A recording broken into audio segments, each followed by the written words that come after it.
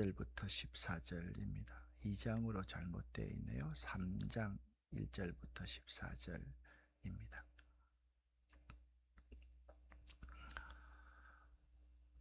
갈라디아 교회는 거짓 스승들이 있었습니다. 이 거짓 스승인 유대주의자들의 율법주의에 속아 넘어간 갈라디아 교인들이 참 많았습니다. 그들을 향하여 바울은 어리석은 자들이라 그렇게 꾸짖고 있습니다. 그리고 그들의 어리석음을 버리고 그들은 믿음을 버리고 율법의 행위를 따라서 성령을 받은 것처럼 생각하는 사람이거든요. 그들의 어리석음을 버리고 십자가의 도로 다시 회복하라. 그렇게 3장에서 강조하고 있습니다. 이미 2장 20절에 보면 내가 그리스도와 함께 십자가에 못 박혔나니 그런즉 이제는 내가 산 것이 아니요 내 안에 그리스도께서 사신 것이라. 이제 내가 육체 가운데 사는 것은 나를 사랑하사 나를 위해서 십자가에 대속의 죽음을 죽으신 그분을 위해서 나는 살아야 될 존재다. 세상은요 끊임없이 네 인생은 네가 주인이다 라고 말하며 우리의 자아를 확장하라고 가르칩니다. 세상의 지식은 사실 그렇습니다. 그런데 어제 우리가 함께 나누었던 김동호 목사님의 이 말씀은 참 귀한 것입니다. 사탄교회 1장 1절은 뭐냐? 내 삶의 주인은 너다. 그걸 계속해서 가르친다라는 겁니다. 여러분 지금 갈라디아서 1장부터 2장을 거쳐서 3장으로 넘어가 있는 이 순간까지 계속 한 가지 강조하는 것이 있습니다.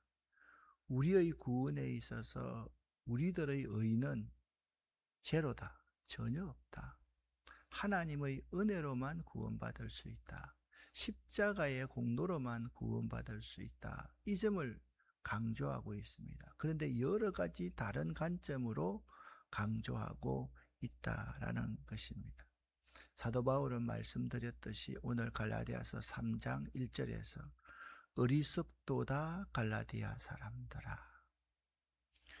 율법의 행위, 율법도 잘 지켜야지 구원받는다라고 생각하는 그 주장을 받아들이는 너희들이 어리석다라고 말씀하고 있습니다.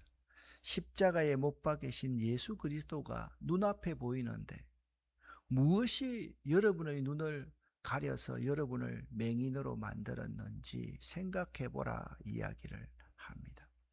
우리도요 신앙생활을 하다 보면 이럴 때가 있습니다. 은혜로 신앙생활을 시작했다가도 어느새 내가 무엇을 해야지, 내가 무엇을 이루어야지 구원을 얻을 수 있다라는 공로주의에 빠지기가 참 쉽습니다. 이게 우리에게 있는 가장 큰 유혹입니다. 사실 유혹이라는 것은 막 세상에 마귀가 뿔 달린 마귀가 우리를 악으로 자꾸 밀어내는 것이 아니라 이런 조그마한 것입니다. 예수 잘 믿었는데 이것도 내가 이루어야지 구원을 받지. 이것도 못 이루는 사람이 구원받을 수 있겠어? 이런 행위도 못하는 사람이 구원받을 수 있겠어? 그게요, 가장 넘어가기 쉬운 유혹이라는 사실을 알아야만 합니다. 우리가 어리석은 미혹으로부터 깨어나서 붙들어야 될 참된 의가 무엇인지를 매 순간 확인하는 작업이 믿음 생활입니다. 그러니까 이건요 한순간만 되는 것이 아닙니다. 계속적입니다. 우리가 죽음을 맞이할 그 순간까지 내가 붙들 의는 예수 그리스도의 십자가밖에 없다. 예수의 피공로밖에 없다. 그 사실을 계속 확인하는 작업이 믿음 생활이다라는 것입니다. 자, 1절부터 7절까지 해서 세 가지의 질문을 던지면서 우리의 믿음 생활이 올바른지 사도 바울이 갈라디아 교회에게 3가지 질문을 던지거든요. 그걸 한번 발견해 볼 수 있기를 바랍니다. 1절부터 7절까지를 개역 개정 사판으로 읽어보겠습니다. 어리석도다 갈라디아 사람들아, 예수 그리스도께서 십자가에 못 박히신 것이 너희 눈앞에 밝히 보이거늘 누가 너희를 깨더냐? 내가 너희에게서 다만 이것을 알려 하노니 너희가 성령을 받은 것이 율법의 행위로냐 혹은 듣고 믿음으로냐? 너희가 이같이 어리석느냐? 성령으로 시작하였다가 이제는 육체로 마치겠느냐? 너희가 이같이 많은 괴로움을 헛되이 받았느냐? 과연 헛되냐? 너희에게 성령을 주시고 너희 가운데서 능력을 행하시는 이의 일이 율법의 행위에서냐 혹은 듣고 믿음에서냐? 아브라함이 하나님을 믿음에 그것을 그에게 의로 정하셨다 함과 같으니라. 그런즉 믿음으로 말미암은 자들은 아브라함의 자손인 줄 알지어다. 아멘. 첫 번째 질문입니다. 성령을 받은 것이 행위입니까? 믿음입니까? 라고 묻고 있습니다. 바울은 본질적인 질문을 던집니다. 여러분이 성령 체험을 하고 하나님의 자녀가 된 것이 율법을 잘 지켜서입니까? 아니면 복음을 듣고 믿었기 때문입니까? 너무나도 분명한 질문을 던지고 있습니다. 신앙의 출발은요, 우리의 노력이 아닌 하나님의 선물입니다. 신앙은요, 전적인 하나님의 은혜에서부터 시작됩니다. 성령으로부터 시작한 믿음을요, 인간적인 노력으로 완성하려는 것은 태보이자 어리석음입니다. 자, 이게 굉장히 중요합니다. 신앙은 전적인 은혜로서 시작을 하는 것인데 이게 성령으로 시작된 거잖아요. 그런데 나중에 마칠 때 보면 인간적인 노력으로 끝마치려고 하는 거죠. 이게 성령으로 시작했다가 육체로 마치는 것이라는 것입니다. 두 번째, 사도 바울이 질문을 합니다. 여러분이 지금까지 예수 믿는 것으로 인해서 당했던 고난과 또한 영적 체험의 의미는 무엇입니까? 라고 그들에게 묻고 있습니다. 갈라디아 교인들은 복음 때문에 많은 고난을 겪었습니다. 만약 이제 와서 다시 율법으로 돌아간다면 그 모든 신앙의 과정, 여정은 헛수고가 되어버릴 수밖에 없는 것입니다. 하나님이 우리에게 능력을 행하시는 이유가 무엇입니까? 우리가 완벽하면 하나님이 필요 없지요. 하나님이 우리에게 능력을 행하는 것은 우리가 연약하고 우리가 강해서가 아니라 우리가 하나님의 말씀을 듣고 그 말씀을 받아들여서 믿기 때문 아닙니까? 그것이 굉장히 중요한데 우리는 듣고 믿는 것, 우리가 못 듣는 거예요. 못 들으면요, 여러분 능력이 오지 않습니다. 기억을 못하는데 어떻게 되겠습니까? 그래서 듣고 믿었기 때문이다 라고 말합니다. 세 번째, 가장 중요한 질문입니다. 아브라함의 의는 어디서 왔습니까? 아브라함이 하나님을 믿으니 하나님이 아브라함을 의로 여기셨다. 그렇게 성경은 말씀하고 있습니다. 바울은요, 유대인들이 가장 존경하는 조상 아브라함의 예를 듭니다. 아브라함이 하나님을 믿음에 그것을 그에게 의로 정하셨다 함과 같으니라 6절에 오늘 말씀하고 있습니다. 자, 묻습니다. 아브라함이 의롭다 하심을 받은 것은 할례를 받기 전 율법이 있기 전이었지 않습니까? 아브라함이 갈대아우로 있을 때 할례 받았습니까? 아니지 않습니까? 하나님이 전적인 은혜로 아브라함을 선택하셔서 본토 친척 아비 집을 떠나서 내가 너에게 지시할 땅으로 가라 했을 때 그게 무슨 율법이 있었습니까? 그게 할례가 있었습니까? 그런데 아브라함이 의롭다 하심을 받았을 때는 언제냐? 하나님의 약속의 말씀을 믿었을 때 하나님이 그를 어렵다고 하셨지 않습니까? 이해되시죠? 그죠? 그러니까 정말 중요한 것은 그런 겁니다. 자, 여러분도 마찬가지로 여러분이 지금 예수 믿고 구원받았습니다. 예수 믿고 구원받았기 전에 여러분이 율법을 믿었습니까? 아니지 않습니까? 할례를 받았습니까? 그런 거 아니지 않습니까? 지금 말하는 할례는 지금 우리가 말하는 아이들의 생식기를 베는 그게 아닙니다. 이스라엘의 백성이 되는 것, 선결한 삶을 사는 것을 의미하는 것입니다. 그거 아무런 관계가 없었는데 우리가 구원을 받고 나서 지금 구원받고 난 뒤에 가만히 생각해 보니까 이것도 지켜야지 구원을 받겠고 저것도 지켜야지 구원을 받겠고 오늘날 버전으로 말하면 헌금도 좀 많이 해야 구원을 받겠고 봉사도 좀 많이 해야 구원을 받겠고 그러면 아파서 들어 누워서 예수 믿는 사람은 구원을 못 받습니까? 가난해서 헌금을 못하는 사람은 구원을 못 받습니까? 그런 거 아니지 않습니까? 그걸 묻고 있다라는 거죠. 따라서 혈통적인 유대인이 아니라 믿음으로 사는 자가 진정한 아브라함의 자손이다. 그렇게 오늘 말씀 가운데 결론을 맺고 있습니다. 그렇습니다. 우리의 의는요, 나에게서 나오지 않습니다. 오직 그리스도께서 이루신 일을 믿는 믿음에서 나옵니다. 자, 우리가 뭘 믿어야 됩니까? 예수께서 하늘 영광을 버리고 나를 구원하시기 위해 이 땅에 오셨다. 그 예수께서 나를 구원하시기 위해서 십자가 위에서 대속의 죽음을 죽으셨다. 그리고 나에게 참된 소망을 주시기 위해서 예수께서는 부활하셨다. 그리고 예수께서는 언젠가 우리의 모든 억울한 일들을 다 해결해 주시기 위해서 다시 재림하실 것이다. 그걸 믿는 것이 믿음 아닙니까? 그런데 자꾸 우리는 나로부터 말미암은 어떤 어려운 일을 해야지만이 믿음이 있는 것처럼 착각을 하고 있다라는 것입니다. 사실 우리 한국교회 교인들 가운데서 이런 사람들이 참으로 많습니다. 여러분, 우리가 정말 중요하게 믿어야 될 것은 뭐냐 하면 우리의 의는 나에게서 사람에게서 전혀 나오지 않는다. 이 점을 분명히 할 수 있어야 됩니다.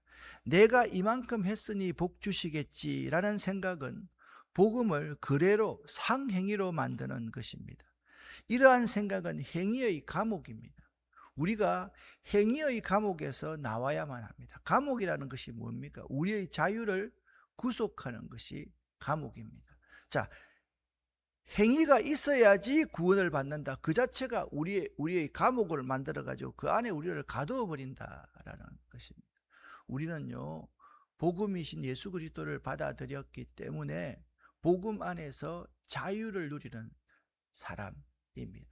자, 지난 주일날 설교를 할 때 빌레몬의 종 오네시모가 자유를 얻기 위해서 주인 빌레몬의 돈을 훔쳐가지고 로마로 도망갔다. 로마로 도망가서 가만히 보니까 자유를 얻은 것이 아니라 감옥에 갇혀있는 사도 바울이 더욱더 자유인이라는 사실을 그가 깨닫게 되었다. 그 말씀을 드렸습니다. 진정한 자유는요, 인신을 구속하느냐 구속하지 않느냐가 진정한 자유가 아닙니다. 사도 바울이 빌립보 감옥에 갇혔습니다. 바울과 실라가. 근데 빌립보 감옥에 갇혀서 그들이 뭘 합니까? 찬송하고 기도합니다. 그랬더니 하나님께서 그 착고를 다 풀고 옥틀을 다 흔들어서 그들이 나갈 수 있게 만들어 주셨다. 그 참된 자유는 누구 안에 있습니까? 세상 사람들이, 세상의 권력자들이 우리의 자유를 구속할 수 없다라는 사실입니다. 하나님은 우리들의 어떠함이 아니라 예수 그리스도를 의지하는 그 믿음을 보시고 우리들을 어렵다고 말씀해 주시는 분입니다. 여러분이 믿음의 자유를 누리는 사람이 될 수 있기를 예수 이름으로 간절히 축원합니다. 이제는요, 유대인들의 전유물로 여겨졌던 아브라함의 복이 어떻게 오늘날 우리에게까지 흘러오게 되었는지 그 복음의 원리를 함께 생각할 수 있어야 됩니다. 과거의 이방인들에게 아브라함은 먼 나라 조상일 뿐이었습니다. 자기들과 아무런 관계가 없는 사람이었습니다. 유대인들은요, 자신들만이 아브라함의 혈통적 후손으로서 복을 독점한다고 믿었습니다. 그러나 오늘 성경에서는 놀라운 선포를 하십니다. 하나님께서 이미 오래전부터 이방인을 믿음으로 말미암아 의로 정하실 것을 계획하셨다라는 사실을 말씀해 주고 있습니다. 자, 오늘 그 본문을 여러분과 제가 한번 읽어 보도록 하겠습니다. 8절부터 14절 말씀입니다. 특히 8절을 여러분 주의해서 보시기를 바랍니다. 또 하나님이 이방을 믿음으로 말미암아 의로 정하실 것을 성경이 미리 알고 먼저 아브라함에게 복음을 전하되 모든 이방인이 너로 말미암아 복을 받으리라 하였느니라.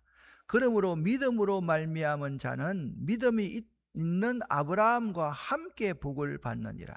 무릇 율법의 행위에 속한 자들은 저주 아래에 있나니 기록된 바 누구든지 율법책에 기록된 대로 모든 일을 항상 행하지 아니하는 자는 저주 아래에 있는 자라 하였습니다. 또 하나님 앞에서 아무도 율법으로 말미암아 의롭게 되지 못할 것이 분명하니 이는 의인은 믿음으로 살리라 하였습니다. 율법은 믿음에서 난 것이 아니니 율법을 행하는 자는 그 가운데서 살리라 하였느니라. 그리스도께서 우리를 위하여 저주를 받은 바 되사 율법의 저주에서 우리를 속량하셨으니 기록된 바 나무에 달린 자마다 저주 아래에 있는 자라 하였습니다. 이는 그리스도 예수 안에서 아브라함의 복이 이방인에게 미치게 하고 또 우리로 하여금 믿음으로 말미암아 성령의 약속을 받게 하려 함이라. 아멘. 사도 바울은 분명히 말합니다. 지금까지 유대인들이 전유물로 여겼던 그 복이 성경에는 어떻게 말씀하고 있느냐? 하나님이 8절입니다. 이방을 믿음으로 말미암아 의로 정하실 것을 성경이 미리 알고 먼저 아브라함에게 복음을 전했다라고 말씀하고 있기 때문입니다. 그러니까 미리 우리가 태어나기 전에 미리 전파되어진 복음입니다. 하나님께서는 아브라함에게 모든 이방인이 너로 말미암아 복을 받으리라 말씀하셨습니다. 이것은 아브라함의 개인의 성공을 말하는 것이 아닙니다. 그를 통해 오실 예수 그리스도를 예표하고 있습니다. 아브라함이 믿음으로 복을 받은 것처럼 이방인인 우리도 믿음으로 그와 함께 복을 받습니다. 할렐루야. 복의 근거는 나의 혈통이나 배경이 아니라 믿음이라는 사실입니다. 이것을 잊지 말아야만 합니다. 두 번째, 율법의 저주 아래 있는 자들이 우리들이었습니다. 율법의 저주 아래, 율법은 자꾸 율법을 다 지킬 수가 있습니까? 지킬 수가 없습니다. 율법은 지키려고 노력하면 할수록 율법의 덫에 갇힙니다. 그렇기 때문에 율법은 우리를 자꾸 죄인이다 정죄하고 저주 아래 몰아가는 것이 율법이라는 것입니다. 이 대조적인 상황을 설명하고 있습니다. 율법을 지켜서 복을 받으려고 하는 자들은 오히려 저주 아래 갇힌다라는 것입니다. 왜냐하면 율법은 모든 조항을 항상 완벽하게 지킬 것을 요구하기 때문입니다. 율법은 죄를 깨닫게 할 뿐 우리를 의롭게 할 능력이 없습니다. 어제는 그런 말씀을 드렸습니다. 율법은 뭐냐? 거울 같아. 우리의 더러운 것을 보여줄 수는 있지만 우리 더러운 것을 닦을 수는 없다. 그 말씀을 어제는 드렸습니다. 사실 우리를 의롭게 할 능력이 전혀 없습니다. 인간의 힘으로 의로워지려는 노력은 결국 실패와 저주로 끝날 수밖에 없다라는 것입니다. 이것이 율법의 한계입니다. 그러니까 율법은 뭐냐? 우리를 더욱더 저주의 감옥에 가두게 한다라는 점을 알아야만 합니다. 지키려고 하면 할수록, 여러분 이 세상의 법을 한번 보십시오. 얼마나 법이 많은지 모릅니다. 어느 날 김포시청에서 나왔습니다. 저보고 그렇게 말하는 거예요. 전규택 선생님이시죠? 예, 맞습니다. 근데 왜 여기 닭이 1700마리 있다고 그러는데 김포시에 신고를 안 했습니까? 그러는 거예요. 내가 닭 22년 키웠는데 아직까지 신고해 본 적 한 번도 없다. 병아리를 들이 올라오면 일주일 전에 신고해야 된다는 거예요. 가태료를 먹이겠다는 거예요. 아니, 도대체 무슨 소리냐 도대체.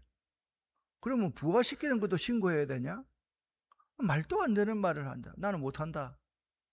그걸 인정하면 나 같은 사람이 잘못을 인정하라는 거 아니냐.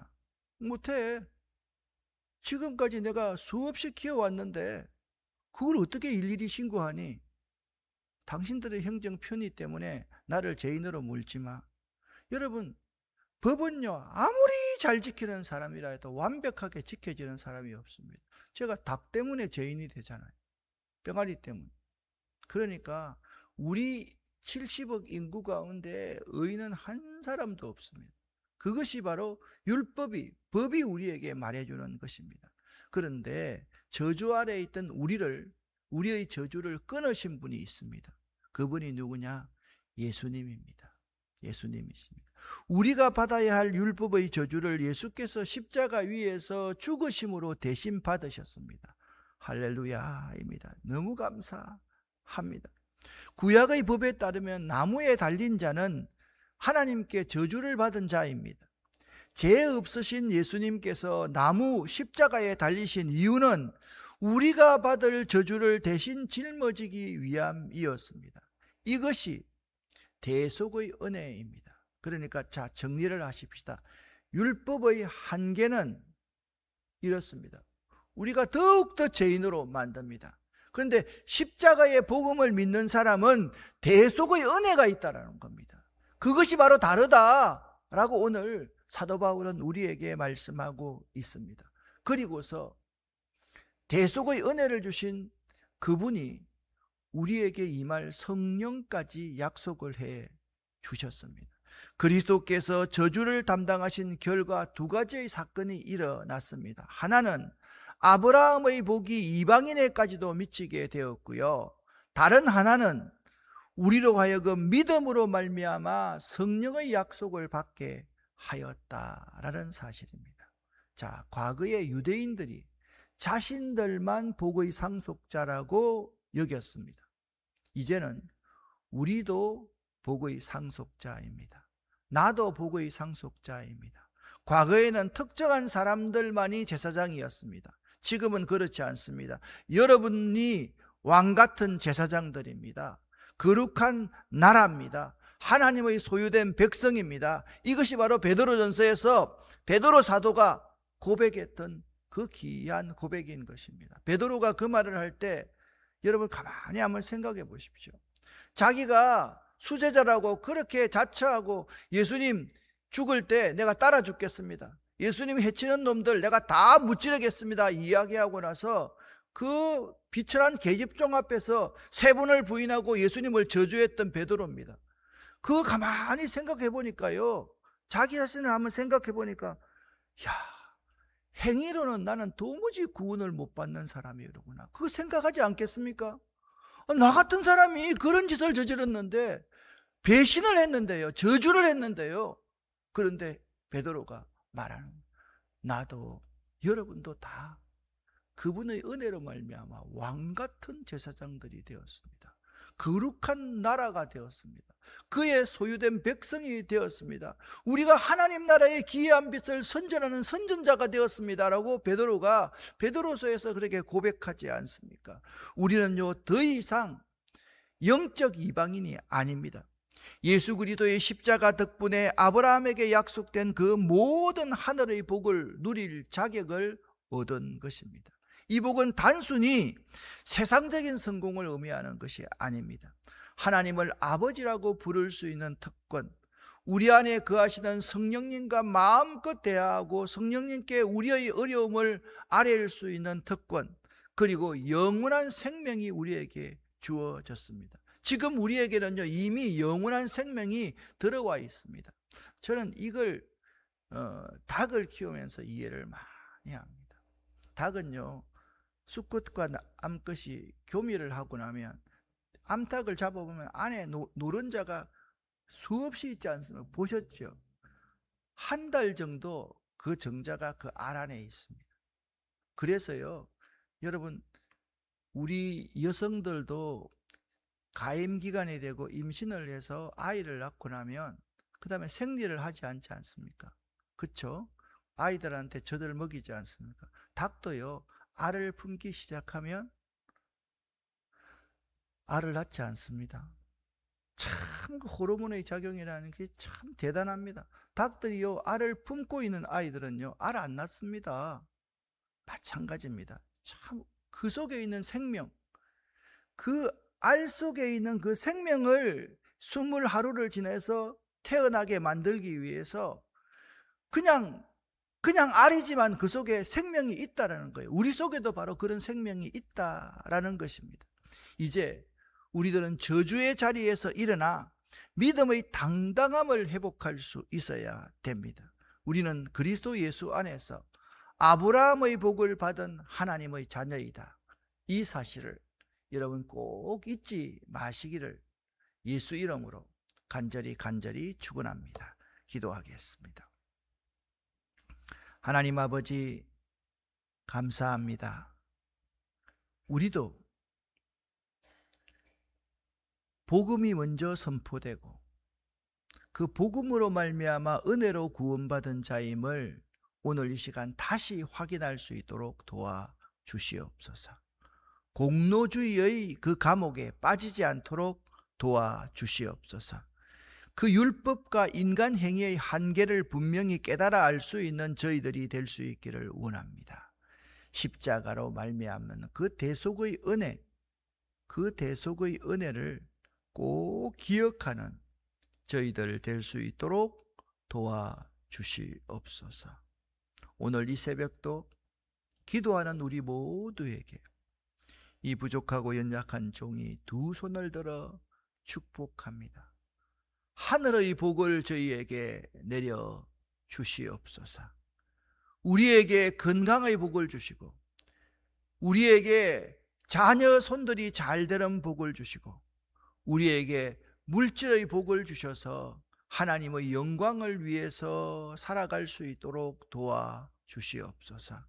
우리의 기도가 응답될 수 있도록 도와주시옵소서. 세상 사람들, 인간들은 할 수 없다고 하는 그 일이 하나님의 능력으로 풀어지는 놀라운 능력을 체험할 수 있도록 도와주시옵소서. 새벽 제단이 더욱더 풍성해지기를 원합니다. 기도하는 사람들이 더욱더 많아지기를 원합니다. 말 많은 사람들보다 기도하는 사람이 많아지는 아름다운 교회가 되기를 원합니다.